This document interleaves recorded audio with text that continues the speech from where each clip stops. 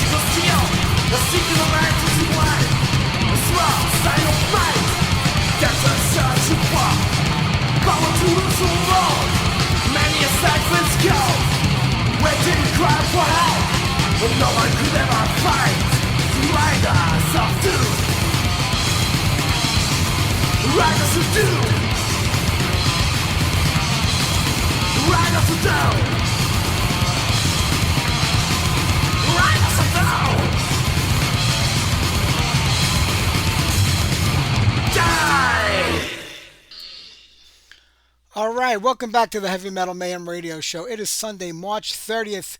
We're going out of the month of March with a big bang. Andy Eichhorn of Primal Fear is our guest tonight. We're talking to Andy in about 45 minutes or so. I'm looking forward to that. And right there, Death Row, Riders of Doom. John said Noise Records. Yes, John, that came out on Noise Records in 1986. That whole era, like from 85 to 88, 89, the German metal scene was just taking off and exploding. So many great bands came out of that era. It was just an amazing time for music over there, and I absolutely love it. And sadly, we lost one of the greats from the German metal scene. Dirk Schroeder from Iron Angel passed away this week. I think it was just a day or two ago, actually. And I first spoke to Dirk in about 2014. It wasn't long after I started doing the show. I kept trying to get him on here. I tried my hardest. I think yearly I reached out to him to get him on the show. And because of the language differences between the German and English, we had a lot of conversations. I don't know if any of it made sense to each other because of the translation. But Dirk was a real nice man, a sweet guy, a good guy. I regret that I wasn't able to get to see them in 2018 when they finally came to New York and did a show. I believe it was a Blackthorn 51 in Queens they played, and they had one show out in LA before going across Mexico and South America. But he was a great singer and a good man, and I'll miss those awkward conversations on Facebook that we had, but he was a really good guy. So how about we do a little Iron Angel for everybody right now, Rush of Power.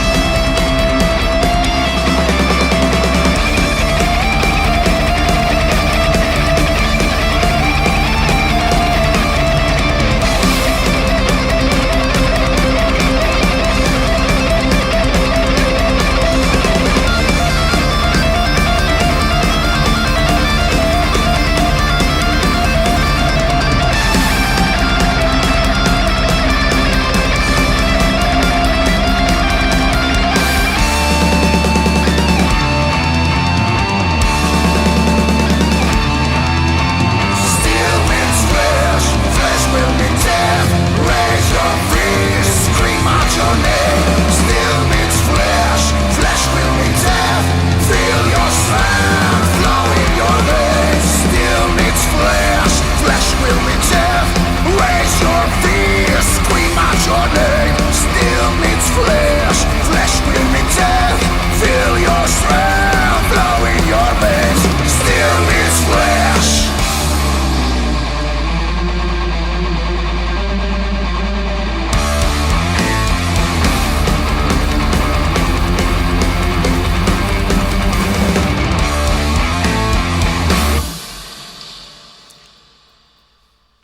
All right, we kicked off that set with Iron Angel, Rush of Power from my friend Dirk Schroeder, who passed away a few days ago. Thatcher, Witch's Sin, Overlord SR. Last time we had the band on the show, they said that SR stands for Sovereign Reign. But talking to Jeremy Golden from Heaven and Hell Records, who re-released the earlier stuff, it was actually meant to be Still Rockin'. Overlord SR was Still Rockin'. So I don't know when or what they changed it. I guess the Still Rockin' didn't kind of like define them as a heavy metal band. Who knows? But it's Overlord SR these days. The Overlord in New Jersey won that lawsuit, so they get to use just the name Overlord. And after that was Dark Lawn. John wanted to hear them. They're a band out of Athens, Greece. They've been around for about 8 or 9 years now. They have 2 records out. This song comes off the latest record, The Redeemer, from 2023. I've heard the name of the band, but I wasn't familiar with the music, so I'm glad John turned me on to it. You know, there's so much going on out there that even I can't keep up with it all. It's just impossible. So many bands pop up and they just kind of go by under the radar and you don't even notice it, and then you do. It's like, damn, I missed a lot of good music. But I went and picked up their first record, Rise from Death, so I'm going to give that a spin this week. So check the group out. All right, Mr. What do we got here? It's 25 after 6 here in New York. We got about 15 more minutes before we talk to Andy. We'll do another set of music. I finally got around. Oh, yeah, and John also said that the singer from this band did a short stint in Omen. And I finally got a chance to get through most of the Omen live set from Hell's Heroes. I have to tell you, they sounded pretty good. It's been a while since I've listened to Omen, and even longer since we've had Kenny Powell on the show. But they sounded really good. Maybe I'll reach out to Kenny, try to get him back on here again. I got so many bands, like I got a list of bands I got to get through to get on the show, and I'm going to start doing it now because things have been really slow with interviews this year. Usually by now we have 2 to 3 guests on a week, but there's not a lot going on as far as labels go. I mean, records have been coming out, but labels haven't been doing any press for them or their bands, so I'm not really sure. Talk about promotion. I mean, the other day Satan was playing in Brooklyn. I didn't even know it. I mean, Satan put out no releases about it. They just said they were coming to New York. So usually when they get to New York, most of these bands play in Brooklyn because that's where most of the smaller metal clubs are. The band didn't say where they were playing or who they were playing with. The club didn't promote the band. Nothing. I mean, I don't even know if anybody showed up there because I don't think anybody knew about it. I mean, you know, it's just incredible. Like, how do you put on a show and you have Satan, who just did Hell's Heroes? I believe they were going to 2 Minutes from Tulsa. Right after that or right before that, and they were going up and down the coast, you know, doing all shows in the U.S. There was no promotion for this show at all. I was sitting in the house and I bored out of my mind. I was like, no, if somebody's playing tonight, I would actually get in the car and drive to go see it because I didn't have to babysit my grandkids the next day. I had nothing going on. I said, this would be a great time to get out. And then to find out that Satan was playing in Brooklyn. Had no idea. It was a place called TVI. I never even heard of this. There's a lot of these little clubs that pop up in like these industrial areas of Brooklyn. They're like rundown areas that nobody ever went to back when I was a kid going to shows. Now they're kind of gentrified, and they're usually like garages that have been converted into bars or clubs. I mean, it's like a real thrown together quick type thing. But I didn't even know. I would have won if I knew they were playing. It's just incredible. Oh my God. It was a Belay from Brooklyn. I know. I spoke to Ira last year about coming on the show, but he was going for surgery, a pretty big surgery. So I said, I'll get back to you, you know, in a couple of months, you know, get better. And I forgot all about it. Now the Belial record is out, and I got to reach out to Ira again and try to get him back on. It's probably going to say, what the hell happened? You were supposed to get back to me a year ago. But we'll try to make that happen. All right, let's get to the next set of music. Razor. Cross me, fool.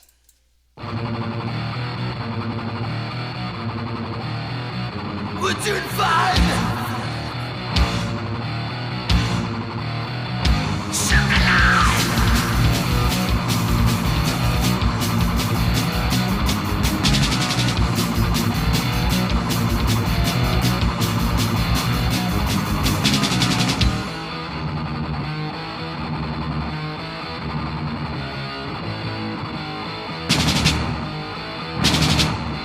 Up your ass right here, right now.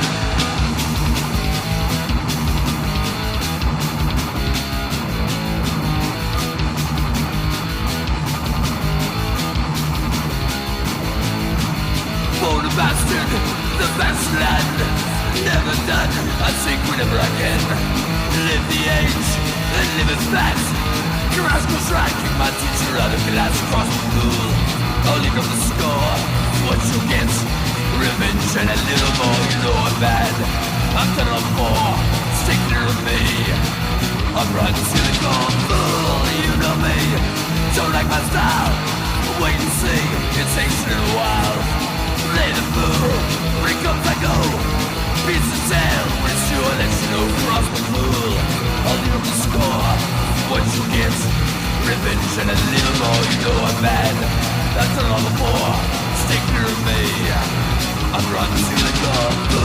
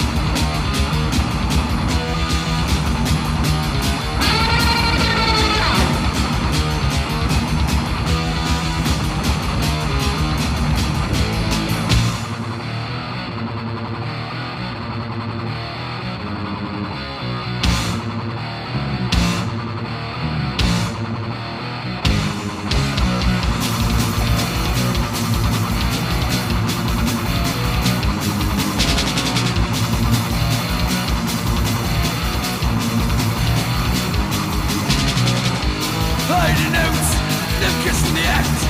Crime's time, offense and won't go back. Remember me, when tears are done. When I'm back for a minute fun, cross the pool. I'll leave up the score, what you get. Revenge and a little more, you know I'm mad. I'm turned on four, stay clear of me. I'm running to the goal, cross the pool. I'll leave up the score, what you get. Revenge and a little more, you know I'm bad. I've done it all before, stay clear of me. I'm running to the goal, fool.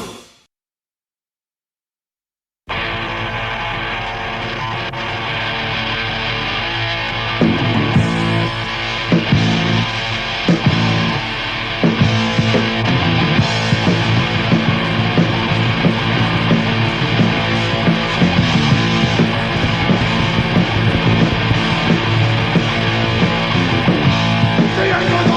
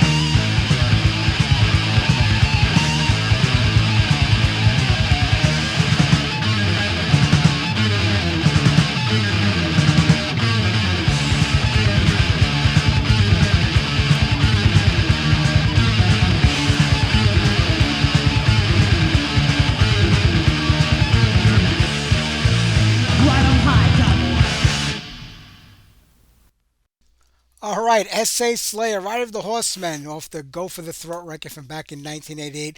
Another band had to alter their name because of a lawsuit with the Slayer from California. Now, both bands had their first. Prepare to Die came out in 1983, DP, and Show No Mercy came out. They both came out at the same time, I think maybe a month or two apart, if even that. But yeah, this Slayer had to change the name. The other Slayer said they were around since 81, these guys 82. But the other Slayer was basically a cover band for the first year or two that they were in existence. They actually looked like they were a glam metal band if you looked at some of the old pictures of them back then with the spandex on. But this Slayer, I guess, rescinded and back down and changed it to S.A. Slayer. But they were great. I mean, I caught a couple of songs, from the Hell's Heroes. I mean, you never go wrong with Jason McMaster singing for you. He's just that great of a singer. And he's filled in for so many bands over the last couple of years when their singers couldn't make it. I mean, nobody could ever replace Steve Cooper. I know that, but it did sound good with him. And I don't know what their plans are. I know they have the one more show over in Germany. I think they could keep it true. It would be kind of nice if they kept this thing going and put out some new music, or maybe dug up some of the old music and re-recorded it with Jason on vocals. Who knows what'll happen, but some great stuff there from S.A. Slayer. Before that, Frightmare, Running Blind. Frightmare, Headbanger Records released Frightmare's demo. They just put it out. They did a great job on it. We're going to have Brian Miller on the show. I want to thank Brian for sending me a copy of that. Burnt Offerings on this, the Burnt Offerings demo has now been released on CD, so pick it up. They did a pretty good job remastering it. Like I said, we'll have Brian on the show probably sometime before the end of the spring, beginning of the summer. And before that, Razor with Cross Me Fool. Okay, how about we play some, I got to get the phone set up and get this interview ready to go. So how about we play some Primeval. Let me see what I got queued up over here. I want to save that for after the interview. All right, you know what? We'll do Decree, and then I'll get Andy on the line.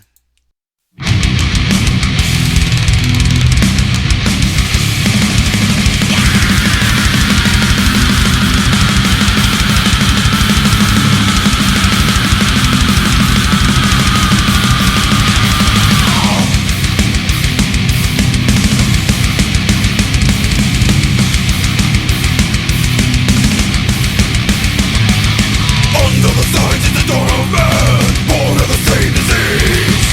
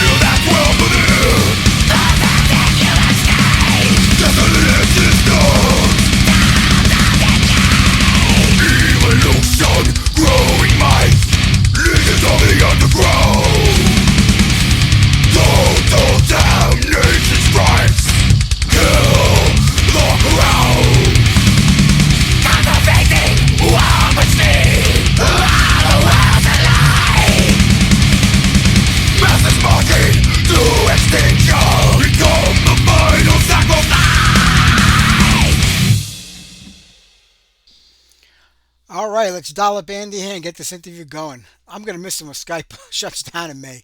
They've made it so easy for me to do interviews. All right, here we go.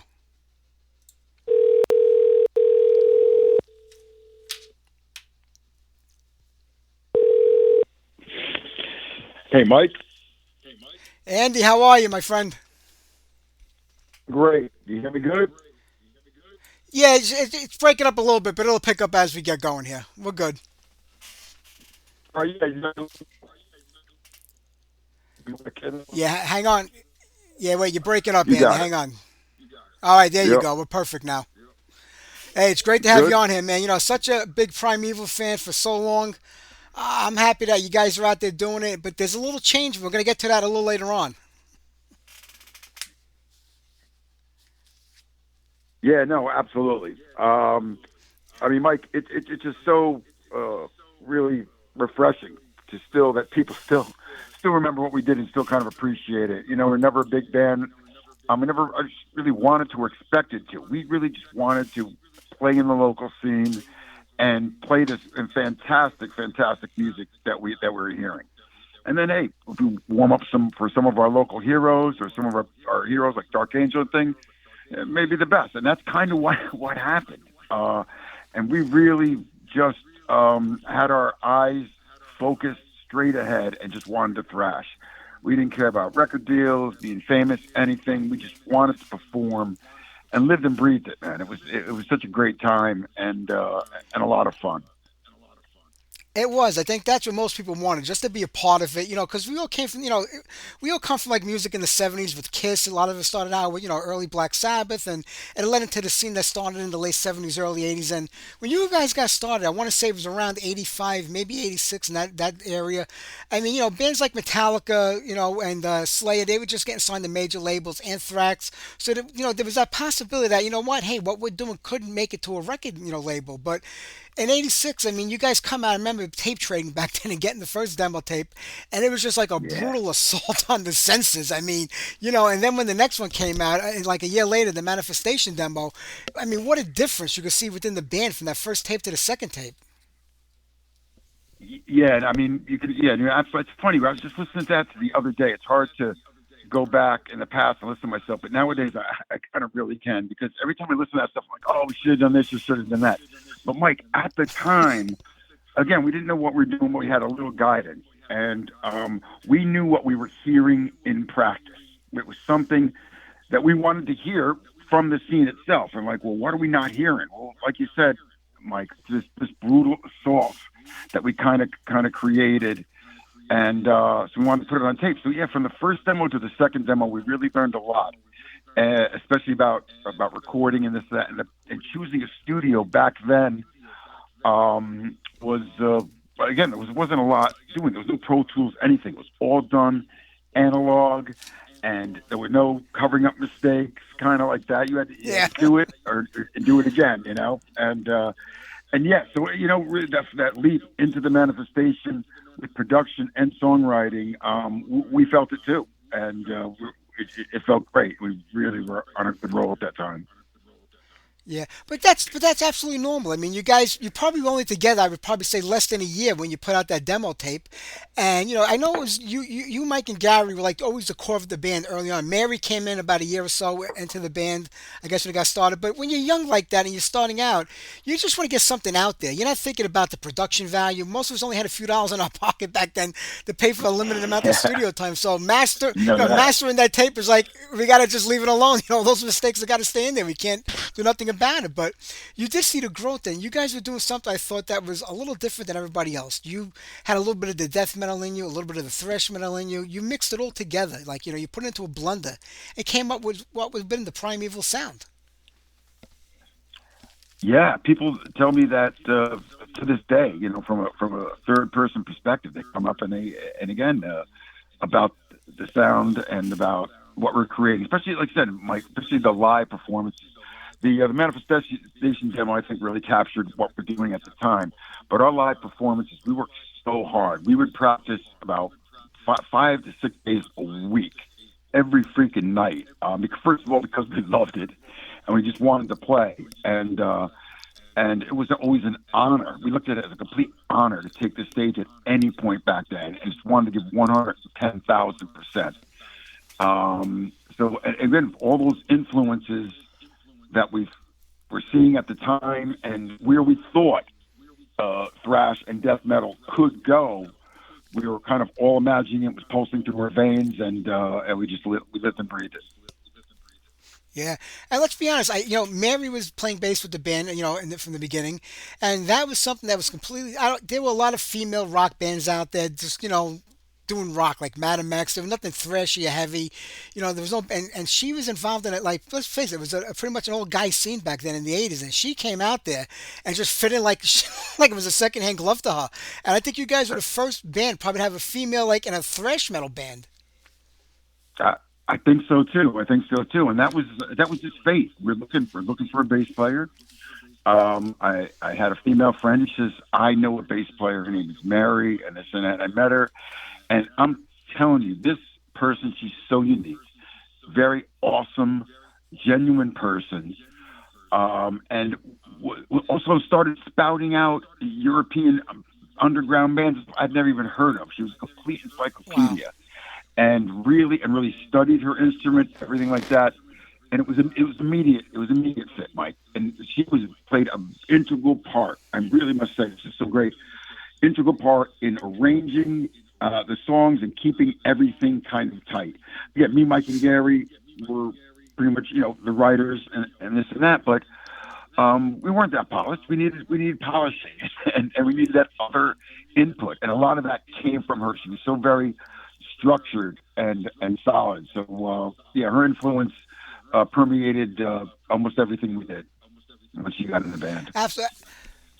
Like most bands, we put out a demo tape back then. We would trade it with people. We would try to sell it maybe to local stores or shows and everything. Just give it out just to get the name of the band out there. That was like the way we, communicated in the age before the internet. That's how we did things. Was there any attempt to really try to get signed to a label? Because I know you had the 7-inch single, I want to say 91 and 92. And that was, I think it was Rage Records that came out on? Correct. Yep.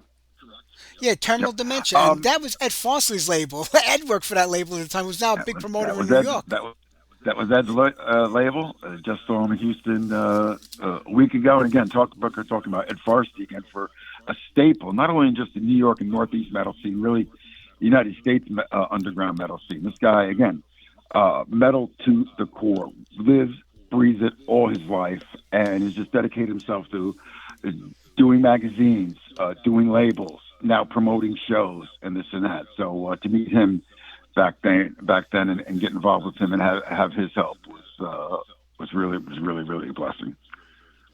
True. But before that, wasn't there a song on a compilation record that has something to do with, I can barely remember yesterday as I get older, but some of the Combat Records back when we had, was that a compilation you guys were part of?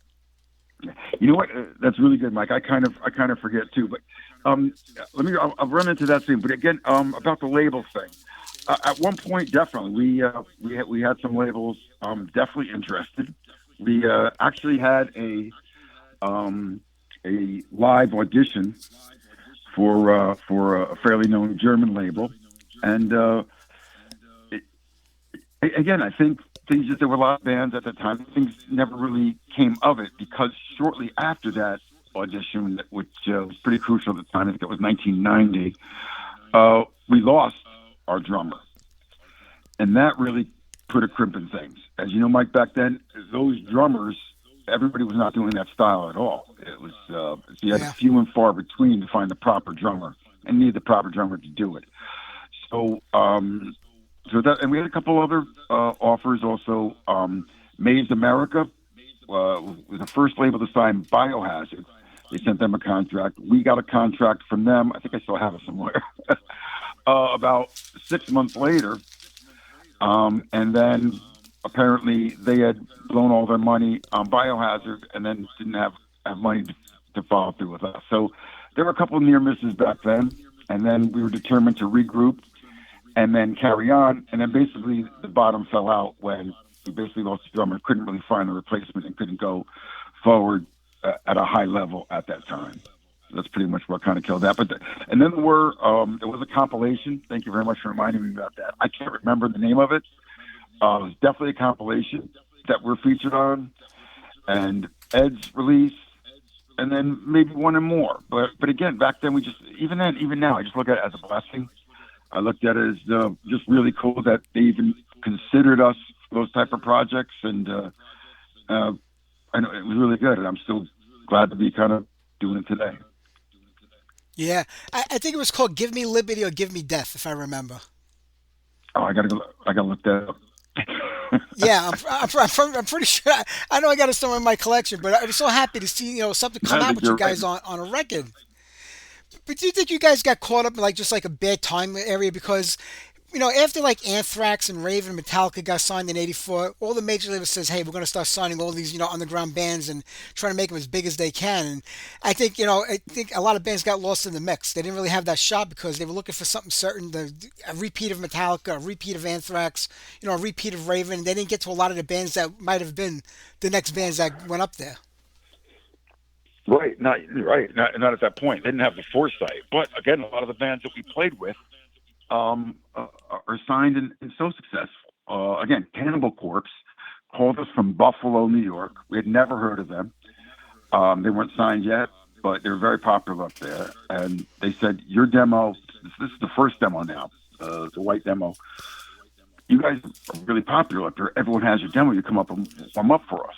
We traveled up to Buffalo and played a show with these guys in front of like 800 people packed into Wow. this venue, going nuts, Mike, going absolutely nuts. Immediately lined the stage, singing our lyrics right back to us. We had 4-song demo out, I think, but at the time we had 8 songs. So we went up there with this 8-song set, and then Cannibal Corpse and this and that, and we're like, it was just a big burgeoning scene in certain sectors. We're like, man, we thought New York was happening. Buffalo is kicking butt. Kids are going crazy. It was really good. And then a couple months later, I see this young kid down the street in New Rochelle, and he's from Long Island. Yeah. He's a big fan of Primeval, and he says he plays guitar, and he goes on to start his band. Well, that young kid is a good friend of mine to this day. That's Terrence from Suffocation. So All right. and again, look at the success that they had or have. I mean, Yeah. really, just so established. I think Frank from Suffocation is one of the best death metal vocalists in the game. I know he's semi-retired now. There's another guy, but his tonality and performances were fantastic. So, and also Immolation. Immolation guys were all hanging out. So Immolation, Suffocation, Cannibal Corpse, quite a few bands around that did get signed, and those guys were able to stick through it. But right at that point, and as you mentioned, it was timing. Grunge started coming out, hair bands started getting more signed, and we were just kind of a underground band. Had we continued, I think we could have definitely put together material to get a small deal and kind of make more of a mark at that time. But it just kind of didn't come together. I agree. I think that would have happened. Was it just a matter? I mean, the band broke up. I think officially, I guess, I want to say around '92. So was it just a matter of at that time? It didn't seem like you guys were frustrated that you weren't making any strides ahead with certain things. Was it just a member thing where you just couldn't find the right rhythm section of guys to play with? So it was better to just end it because it isn't like today where you can get a drummer from anywhere in Europe and he could be a part of your band. You could swap files. You really had to find people that lived near you back then, so you could work together and Right. rehearse and practice. And so was that really what a band broke up? Was just a member thing where you just couldn't find the right people? That was exactly it. Exactly it, Mike. As a matter of fact, we had 2 replacement drummers after Todd Guckelberger had moved on, and it just didn't carry it. It just didn't carry. Played one more really big show at the Marquee in New York, warming up for opening for Brutal Truth, and a couple other bands. With that final drummer, that show went well. The show went good. But then after a few more rehearsals, when we started doing new material, it just wasn't at the level where I thought we could continue. So that was exactly it. Just really loss of a solid drummer, and then life took over for everyone else. We kind of just had careers and families Yeah. at that point. Yeah, because I think even Gary was out of the band probably for about a year at that point in time too, and he was one of the original members with you and Mike. Yeah, no, you know the history very well. Yeah, no, at that point, Gary was going to different things with his uh, personal life and jobs and things like that. So he was kind of in and out. And I think things were starting to fray a little bit, and it wasn't solid. And I always had the attitude: if we're going to go out there, I'm going to put it out there. Things kind of have to be solid. And it really wasn't. I hadn't lost the passion, but I definitely lost the reality and that comfort level we had with the musicians in the band. Yeah. Yeah, I always felt that's a big thing. I mean, not every band gets along. Some bands work together well. Maybe they don't play together well after, the band part is over. But when you do play with a couple of guys that you've known for a long time, especially when you're young and starting out, it is a comfort factor too, where you're just like, I know what Mike is going to do. I know what Gary's going to come up with. I know what I'm going to contribute to the band. And when it's not there anymore, I guess something is missing and it doesn't feel right. Yeah, wow, you nailed it. You definitely nailed it. There was a chemistry. There's definitely a chemistry that everyone talks about between members. We felt it. We felt it when we rehearsed. We felt it when we played. So I kind of knew what it was to have that feeling and that confidence on stage with the performance that we're presenting, and it's kind of went by the wayside at that point, and we decided let's not keep grinding along. Just kind of ended it at that point, and not for good. We just ended with a big question mark. Like, well,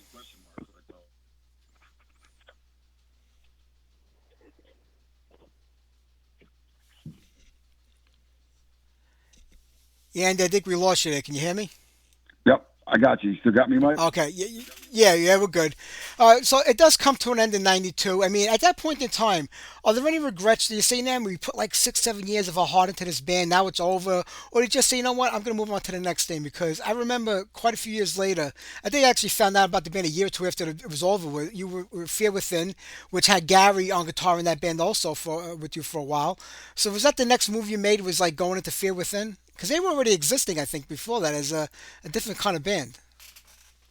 Oh yeah, no, absolutely. So I still wanted to continue to make music, absolutely. So I took I don't remember not much of a break at all. I remember putting an ad out uh, at Rock Fantasy in Middletown, pretty much a couple months after that.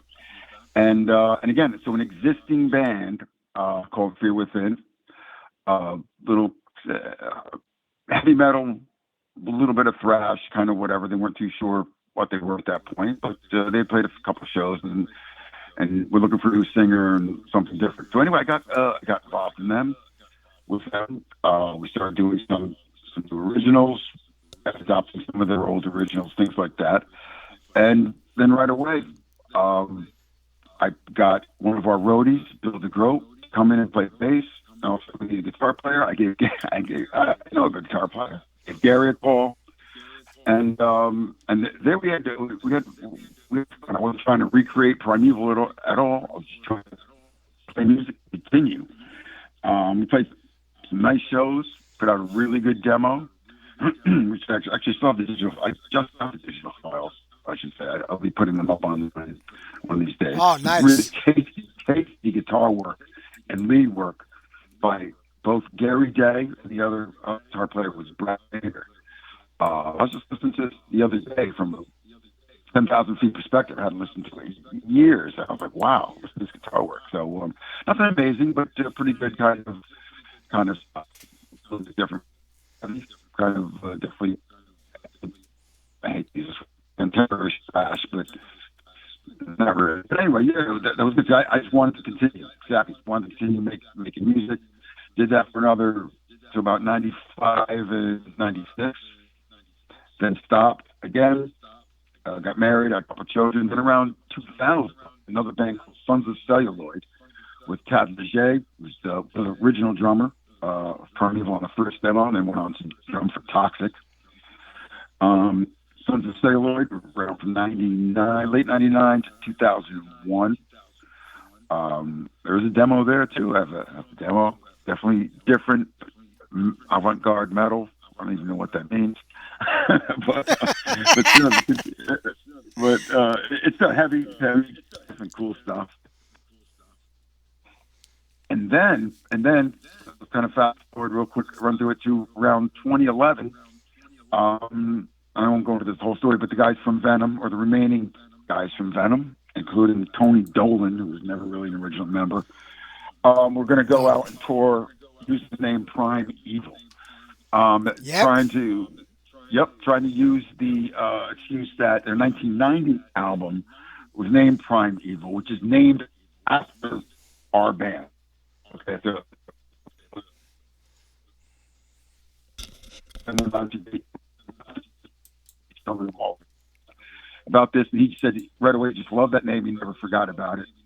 So he becomes the lead singer of Venom.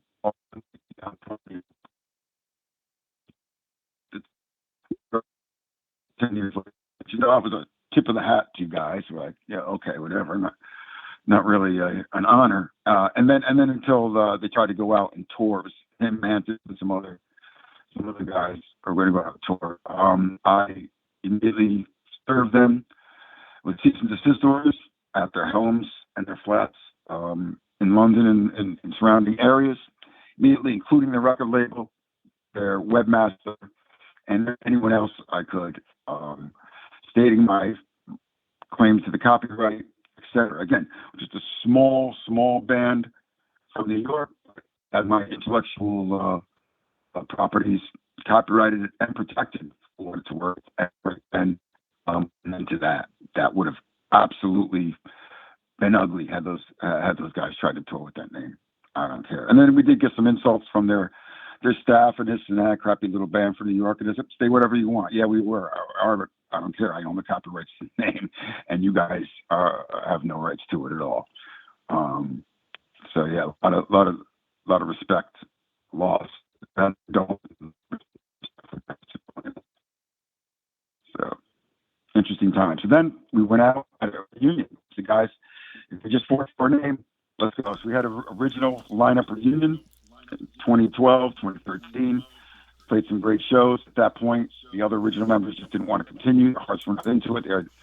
I had to drag them out anyway, even because of that. And you can't drag people. You cannot motivate people who are not motivated, especially when it comes to music and this and that. So they're going by the wayside. Mike and I have continued through the years. We just put out and recorded.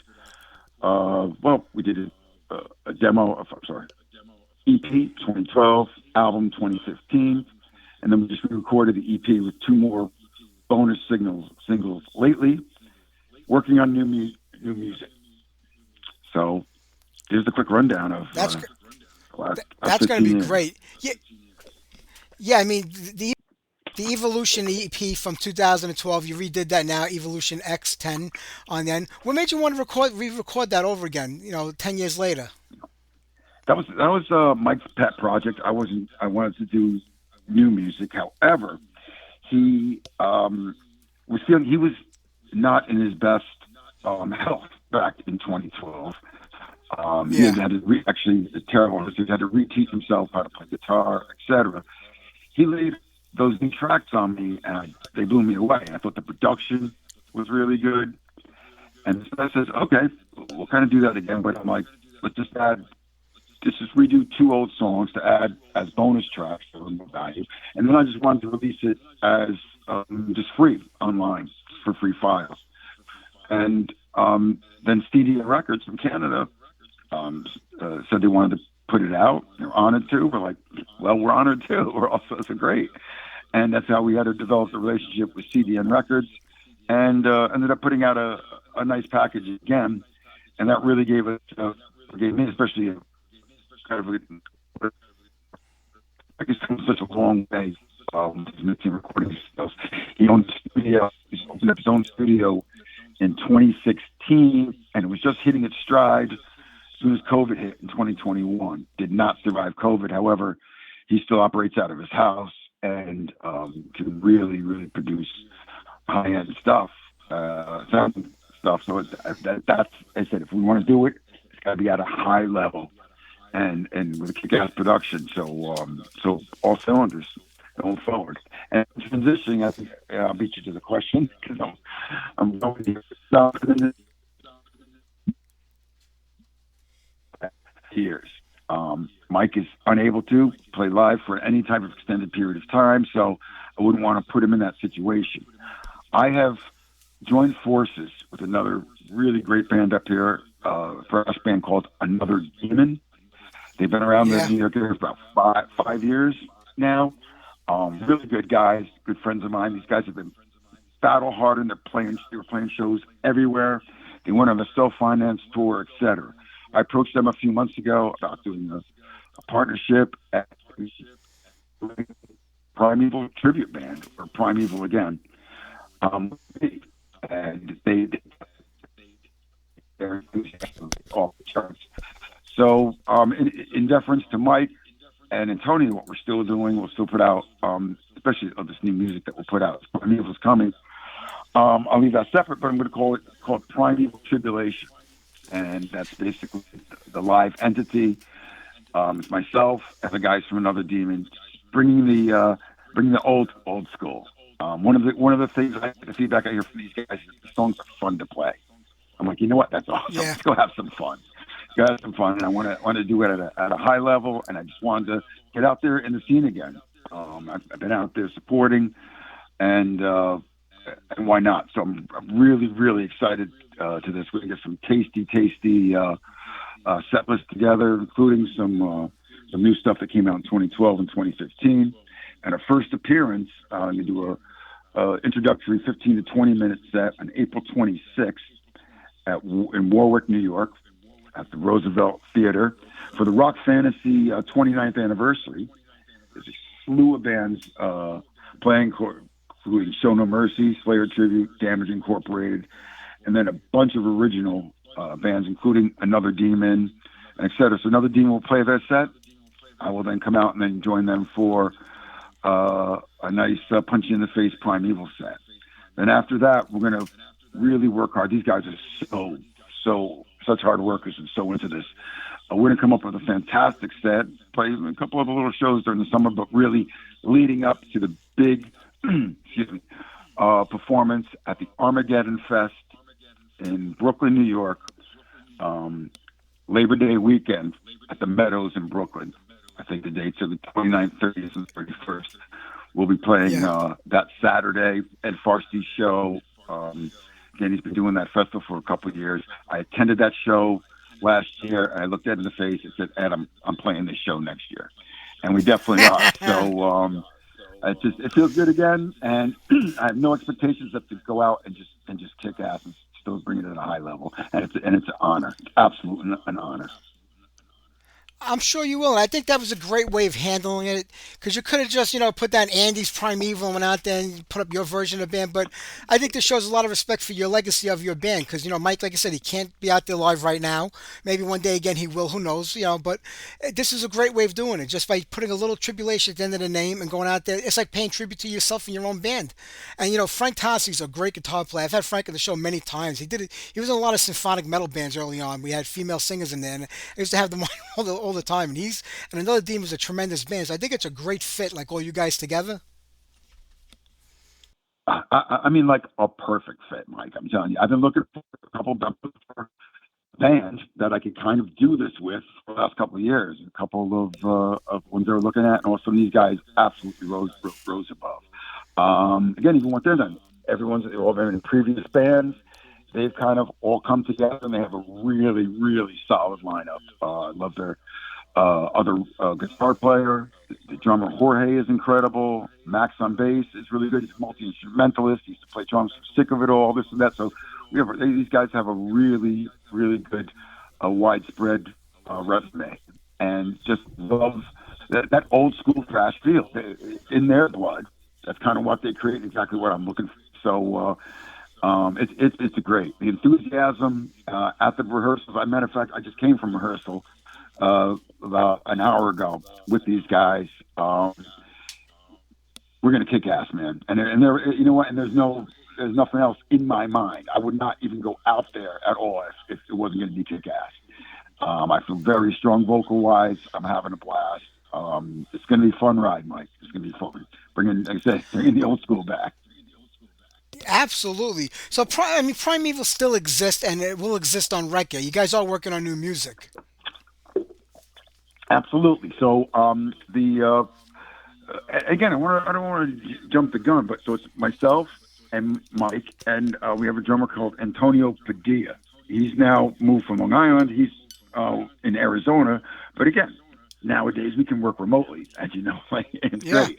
So he so his drumming is all on that that EP also, and his drumming was incredible. I don't know if anyone knows that, but that original EP is programmed drums. Those are programmed. Yeah. So that was another reason Yeah. why Mike wanted to do it. So now with the live drumming and this and that, the guy's incredible. So we have, and again, we're not going to. There are no rehashed ideas. We never ever really got a chance to quote unquote fulfill everything that we had loaded.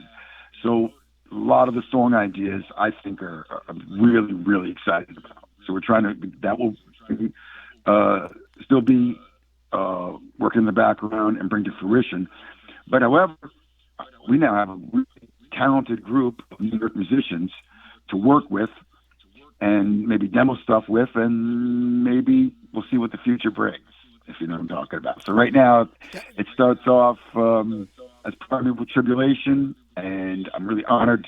You're gonna get you get two bands in one. You get another demon, then you get meet with Yeah. these guys. Really just perform the heck out of the songs, and like I said, they sound cliche, man. It sounds silly. I just want to rock, man. That's all I did from when I was a little kid. Nothing has ever changed in my mentality.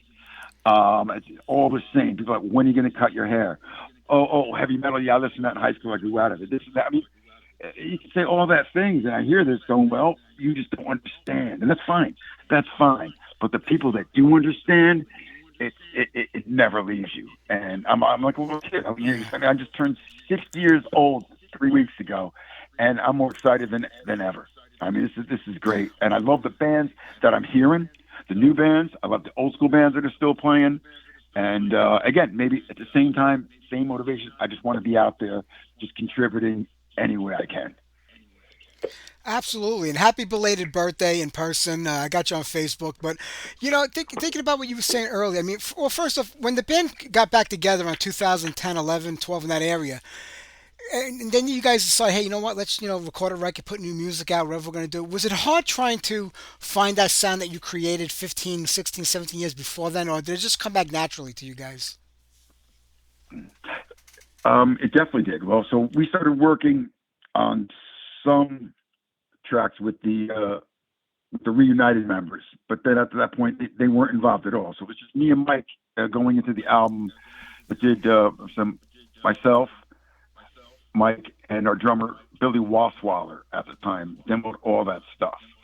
Um, and no, it was kind of easy to kick back into it. But however, when I look back at those sessions, my mindset and my my emotional anger level was at a point where I look back at it sounds very deaf. We were a little, and it was not anything purposeful at all. Now I look back on it, I'm like, oh my God, listen to how I'm singing. At the time, I'm more deaf on certain, just the overall tunes, I guess, overall sound of my vocals, really. But no, it wasn't that hard, except for we had a lot of problems with Mike's health, and also we had technical problems in the studio. So it really wasn't the entire polished vision of what I wanted that album to be at the time. It fell quite short, but there are a couple of songs I can listen to, I can listen to on there that, then a couple gems we'll pull out there and we'll do live too. But, yeah, no, it wasn't that hard, but I still didn't come out with the results we wanted to with that one. Yeah, things happen sometimes. Just the way life goes, As we get older, shit happens. And That's where it I was goes, thinking man. about you. I was thinking about you were saying earlier, like, we did a show in Buffalo with like 800 people there, and I'm like saying, you know what? Today we have the internet, we have social media, we have all these easy ways of communicating with the click of a button. A band that put out a demo tape and they put it on the internet today couldn't draw 800 people to a show if they wanted to. Back then, you could just have a tape get to one or two people, and you go play a show with 800 people in the audience. It goes to show you how Right. strong and powerful the scene was in the 80s and how it just got out there. You know what I mean? People just were craving new music. Today, you couldn't even do that. But I know it's a different world today, and it's not the '80s, and the scene isn't what it was back. It's still great. I think we came back a long way since it died out. But you can't recreate that time and place, and that can never happen again. I don't think. Yeah, now, right, exactly. No, it was what it was. I'm not going to recreate it, but man, even to carry it on, even in a small way, it really just a tribute. It's not. But yeah, no, the internet kind of everyone can almost sit home and watch the videos the next day rather than going to a show or this or that. Back then, again, you had to write a letter, put a couple stamps on there, make copies of it, and send it out. And the tape trading was amazing. I can remember we just were in some small scene or a couple of scenes in Europe.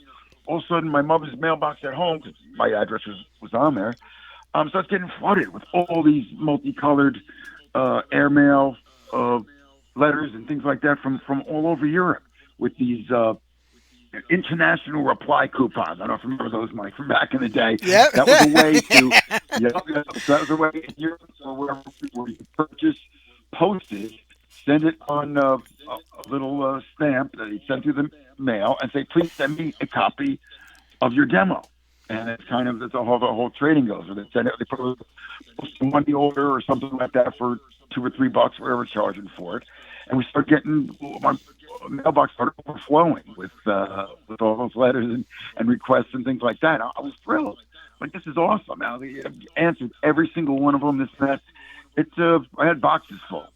It got big, but now the internet nowadays it's diluted a lot of things. Good for some things, and diluted a lot of things too. So good and bad at all. But again, back then it was just so organic, and we were so excited. Everyone, even as audience participants, we knew we were just part of something really exciting and powerful. And it just rings to me to this day. It's so true. I was a big tape trader back in the '80s, and I remember having pen pals all over Europe, and we would trade tapes with each other. And I would put four. I don't remember what a stamp was in '83 or '84. It might have been like 10 cents, 12 cents. All I had to do was put four stamps on an envelope, put it in there, and like within a week they had gotten the cassette. The other day I mailed out one album to somebody in Greece. It cost me $78. I was like, what the fuck happened there? How do you even get shit? I was like, $78. The record cost $3. Times and change, man. Jeez, You're not kidding. No, maybe it is a digital world. It's crazy shit, but I'm glad you guys are still doing it. I'm just so happy about that. I'm going to do my best to get to the Rage of Armageddon Festival this year to see you. It's Labor Day weekend for everybody who doesn't know, and the tickets are on sale now. If you get the whole 3 days, you get a nice deal on them. If not, I think it's about $75 to $90 a day. But so many bands on the bill, including yourself. It's going to be a great time for everybody. People are going to be thrilled to see and hear primeval music again. All kinds. Oh, it's like the '80s revisited again. That's it. A lot of these, they're doing the '80s, or they're asking the guys to play their first or second albums. It's all old school. It's all nostalgia, and I think it's time. It's great. That's what we want to hear. Yeah, we want to hear some of your new stuff too. But if you're one of those bands that have those early classic albums, that's what people are playing, and that's what they're asking at the festivals now. And it's the perfect thing. That's great. It's true. And one thing I say about the scene today is that, when we were going to clubs in the '80s, you wouldn't find, the younger generation. We were the younger generation. Today, like our kids and the younger generation are into this music. Back then, that wouldn't have happened. You wouldn't go to a club to see your parents, with your parents to see Frank Sinatra, Dean Martin. Today, the kids are into the '80s metal like you wouldn't believe it, and they're going to carry this thing on to the next generation. Isn't that great to see? Again, I was just at Hell's Heroes for 5 days in Houston, Texas last week. And I was talking to young people, some kids, oh my God, kids in their 30s. And I call them kids because they're younger than me. And you know what? I'm talking to them, I tell them great. I'm telling them great stories and this and that. And almost every one of them said, "Oh, I was born at the wrong time." I'm like, "No, you weren't. You're freaking here now. You're into it, and you're supporting the new bands, and they love all the old bands." I'm like, "You guys are driving us along. We have such a good mix of younger. We need the younger blood in the crowd and, this and that, and showing up, and it's totally refreshing. I mean, they love this stuff. They really do, and you can tell they're like, no bias. Like that was the best music back then." And it's just it clicks. And when it clicks with someone, you talk to them, right away they're part of the brotherhood. Absolutely, and I know you had a great time over in Texas. That looked like an amazing festival. You stood at Bob's house. I did. You know Bob? No, Bob's in the chat room. He just said it. Bob's in No, our there you chat room go, tonight, so that's Bobby. how I know. I say to Bob, wow, He's, he, another old Texas musician, man. He's a good guy, a talented keyboardist, amazing piano player, and damn yeah, good Texan. that's what Texas is all about, hospitality. Absolutely, awesome. Hey, well, Andy, I'm going to let you go because I want to play some more music. I want to play some more Primeval before I end tonight's show. But, man, it was great having you on here. And I tell you what, when you put out the new record, come back on here. We'll do this all over again. Mike, you're the man. Thank you so much, man. It's actually an honor to be here and an honor to talk to you. And it's my honor, my friend. You take it and have a great Sunday. What's left Take of it, care, anyway. brother. Hail and horns. You Take got care. it, man. Bye-bye. Peace. You got it. All right, let's get on some more Primeval for everybody. Mark of the Dead.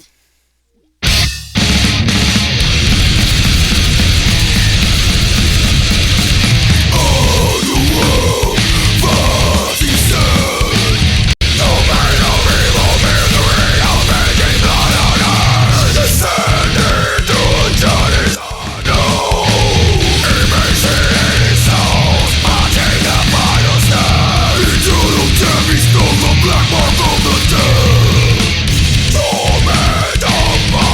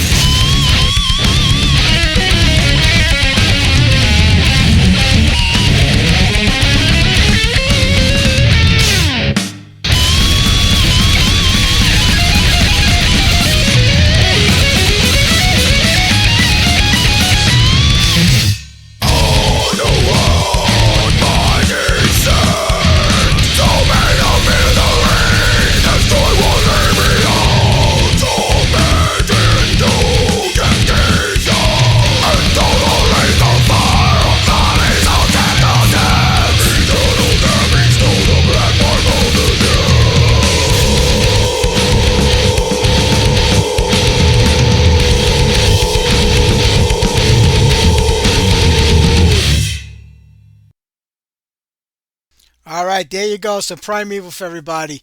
Hey, where's Christian today? I didn't see him in the chat. Maybe isn't I missed him, but Christian wanted to hear Sacred Right tonight. They just played it 2 minutes to Tulsa.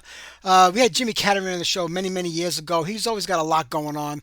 So maybe we'll reach out to him. I got to go start going back into the old guest list that we haven't had on in a long time and get them back on here again.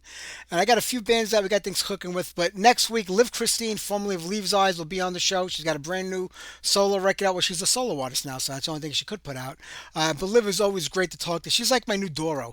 I've been having her like every year for the last couple of years, and she gets my heart fluttering. So we can talk to Liv Christine next week. Kurt Phillips of Witch Killers on the week after that, and we got a very, very short April. There's no shows the last 2 weeks of the month. It's Easter Sunday, so we won't be doing a show, and then I'm on vacation with the family the week after that. So we only got 2 weeks of shows in April, so we're going to try to get many more guests on the show. I'm already lining up guests for May. We'll see what happens. But let's get this off of Christian. You want a Sacred Right, Wings of Pegasus.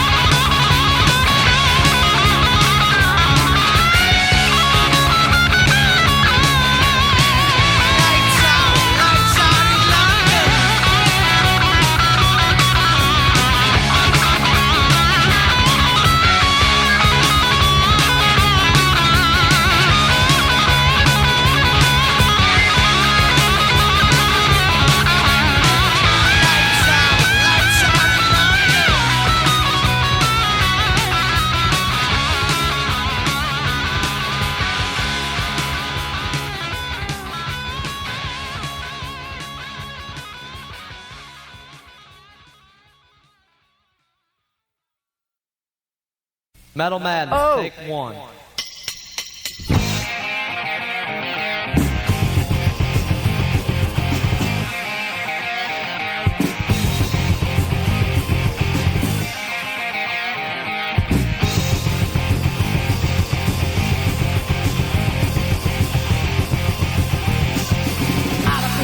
Doing second and screaming down the line. Up ahead in the distance, got metal on my mind. Come on, come on, come on, come on, get it. Come on, come on, come on, get the metal madness.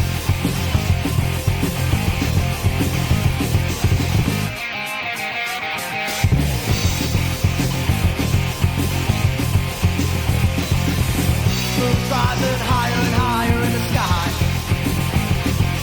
Shadows of death surround me, am I gonna die? Come on, come on, come on, come on, get it.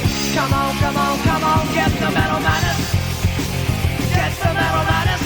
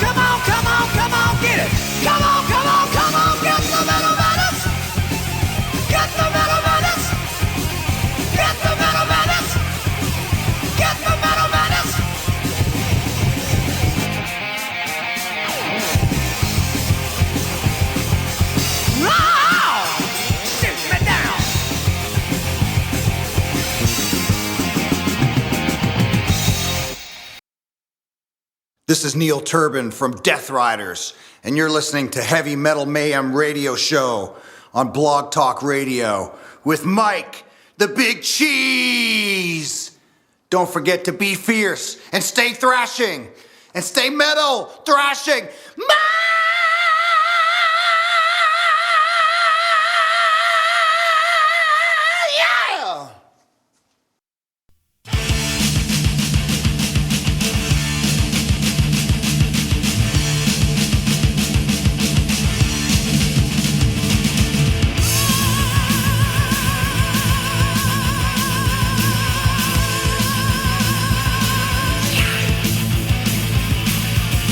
Racing down the road.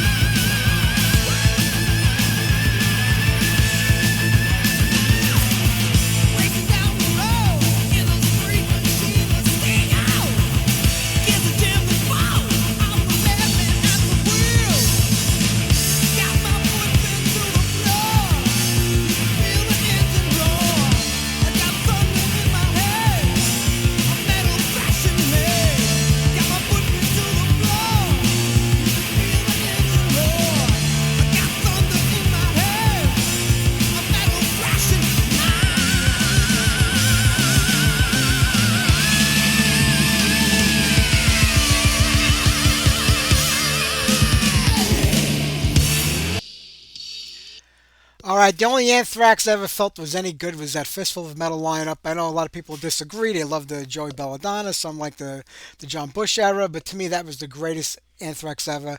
And like John said it in the chat room a little while ago, the quickest malfunctioning band ever. I couldn't agree with you more, John. So true. Charlie Benante just said that the new music is in the oven and cooking. This album's been cooking for 10 years. They think it's the 80s, and the Def Leppard putting out a stereo where they can spend 7 years in the studio recording a record. It's taken this long because everybody in Anthrax is focused on other bands or projects that they're in instead of their own band Anthrax. That's the problem. Joey Belladonna's got like 19 different cover bands going. He's got his Journey cover band going. I think he's in a Dio cover band. He's in another band. Charlie Benante's been out there with Pantera. Maybe if they put all that shit to the side. Well, then again, Joey Belladonna's just like a hired gun these days. So whenever they call him in to record, he's gonna come in and record his vocals. But I have no hope for this new Anthrax. Like I haven't had any hope for an Anthrax record since Fistful of Metal. Charlie Benante says that what do you call it? That they threw out a bunch of old tunes that they recorded for this record, and they made some new ones that destroy the older ones. So what does that say about you when you write an album, you record a record, then you look at half the songs that are on there, say these aren't any good. The new ones we wrote are better, and you just throw them out. That was your music. Why would you write it if it was no good? It makes no sense. Nothing Anthrax does makes any sense to me, and I'm not even going to go on about them. I'm just not a fan. I haven't been in a long time. I think Charlie Benante is the biggest ass hat in the history of heavy metal. All right, never mind. Before that, John wanted a second request tonight. Actually, before that was Wrathchild America with Metal Madness. That comes off the demo when they were just Wrathchild.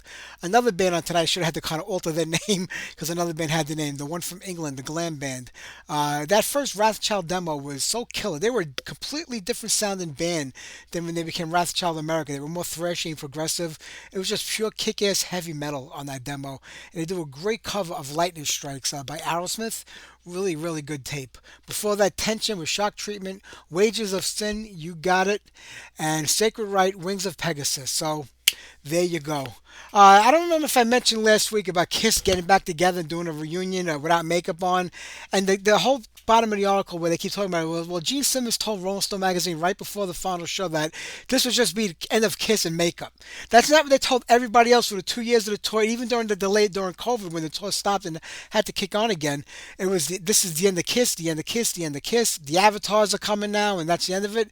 And they're back out there playing again. Now, they're not the only ones that, I mean, I could count 100 bands on one hand. Crocus. We're done. We're finished. Our last tour we're playing. Who played last week? Crocus. How many other bands have done that? I mean, Ted Nugent, even though I'm not a big fan of Ted Nugent's music, he had his farewell tour a couple of years ago. He's going on tour again now. Foreigner just wrapped up their final tour last year. They're back out on the road again now. And without Kelly Hansen, they're bringing in Lou Grant for one or two songs, and they got some other guy to fill in. So, because he can't leave the country. He must be in trouble with the IRS or something. I don't really know. But Peter Frampton had his final tour because of medical issues. He's back out there on tour again. I know these aren't metal bands, but this is becoming so common. Anybody that buys into this I'm retiring shit that a band puts out there and goes and spends tons of the hard-earned money, 10 times the amount they would on just seeing the band on a regular tour, I blame them. Don't do it because they're going to come back, they're going to play again, they're going to do something again. I get it. When you're up on stage for 20, 30, 40, 50 years, you're used to that adulation that the audience gives you, hear people screaming and chanting for you. That's a hard thing to put away, put to the side. A band like Kiss, it's not about the money. Maybe it is with Gene Simmons because he's charging $12,000 to be his roadie for the day with a solo band, but I mean, it's just that whole rock star thing, you know what I mean? If you're together for 40, 50 years, you've already made your money. You're living comfortably. You're going to live comfortably your whole life. You just can't leave the other stuff behind. And I get that. It gets difficult. But when you say you're retiring, just fucking retire. Please. I mean, look, Frankie Valli's not heavy metal at all. He's a classic singer. He was on his farewell tour 2 years ago. He's still performing. And he's in his 90s. Johnny Mathis, another guy. I don't know why we're talking about them on this show, but he just announced he's done playing. His memory is shot. He's 90 years old. I guarantee you when he turns 91 next year, he'll be on a reunion tour. Don't buy into it. Maybe Johnny Mathis might not come back. He is in his 90s. But I'm just saying, don't buy into these tours. And when you read the comment, Slayer, they got like 10 shows lined up this year. They're not touring, but we're going to do a show every other week. You know, it's ridiculous in my opinion. Then you get people in chat, well, if you're such a big fan of Slayer, why wouldn't you want to see them come back? Because I feel insulted that they took all my money from me. I paid a fortune to see those final shows so I can say I saw Slayer for the last time after seeing them 20 25 times before that, since the 80s, and then they come back again. It's a slap in the face to the fans. But, if you look at all the people that make these comments, most of them are people in their 20s and 30s who were never around. When you see all the comments about Sabotage getting back together, come play in Tulsa, come play in Arkansas, come play here. Then you look at the people that are saying these comments, they're like people in their 30s or maybe early 40s who weren't around in the 80s when these bands were playing and active. So this is the first time they're getting to see them, but you're not getting to see Sabotage. You're not seeing Chris and John Oliver up there. You're not seeing any of the guys. You're not seeing Doc on drums. You're not seeing any of those original members. Johnny Middleton. You're getting some fucking has-been band. I mean, the great musicians. I shouldn't say has-been, but it's not Sabotage. You're not getting Sabotage. And when you do, you're getting the fucking Edge of Thorn Sabotage. You're not getting the Dungeons of Calling Sabotage. So please let it go. It's so ridiculous. It's not even funny. Nobody wants to move on. I mean, we thought the holograms were bad when they came out, the Dio hologram. I'm actually thinking the holograms starting to look better than all these bands getting back together and going out on tour again and playing. And with no original members like Foreigner. I mean, Quiet Riot, Autograph. What the fuck is going on in this metal scene? I know this is like my regular rant, but it bothers me every week that I keep hearing more and more. Then they talk about, the Ozzy, the Black Sabbath thing. After all the tickets sell out in 10 minutes, like, well, Ozzy's not going to do a full set, with solo or Black Sabbath. Zach Wild's interview last week, he's saying that Ozzy's going to be sitting on a throne. They got to make it a throne. They can't just put him in a regular chair because he will look handicapped that way. So put him in a throne so he looks like the king. But who wants this? I mean, listen, I love Ozzy. He was like my first metal love, going back to the late 70s, early 80s with the Blizzard of Oz. I don't want to see him on stage shaking with Parkinson's, hunched over in a chair, all hollowed out. I don't want to see that. I want to remember the Ozzy that was throwing buckets of water into the audience, jumping up and down, screaming and yelling, biting the heads off of bats. That's the Ozzy I want to remember. It doesn't matter that he can't do it now. He's in his 70s. I understand that. But that's the Ozzy I want to remember, not the one that's going to be sitting in a throne. You saw him at the Rock and Roll Hall of Fame when they had him doing that. He looked like Stephen Hawkins in that chair. I don't want to see that. Nobody wants to see that. Bill Ward, I don't know what he's going to be like out there playing drums. Maybe that's why they're only doing one or two songs. They said Bill couldn't do the reunion tour 10 years ago because he wasn't in good shape of health. He's 10 years older now. One of the greatest drummers in the world, but can he do it? Maybe for one or two songs he can get through it. And let me tell you something, anything you hear Ozzy sing that night or say that night is probably going to be pre-recorded. It's going to be done the backing tracks. It's just, parading him out, and it's just not worth it. Just let him go out with the memories that we have of him. Otherwise, 2 years from now, we're going to have the Ozzy Dio hologram tour. Who the hell knows? All right, let's wrap it up here tonight. I want to thank Andy Eichhorn from with the Primal Fear, I was about to say Primeval for being on tonight's show. Next week, Liv Christine. We'll talk to everybody later. Let's wrap it up here with one more song. I want to wish my grandson, my firstborn grandson, Michael, who's 2 years old today, my namesake, a kid I love with all my heart. When he was younger, which wasn't much longer ago, he's only 2 years old, but when we used to try to put him to sleep, the only thing that would work was Black Sabbath, It's All Right. So let's wrap it up here tonight with Black Sabbath for my grandson, Michael. Happy birthday, buddy. I love you. Take care, everybody. See you next week. Have a great one.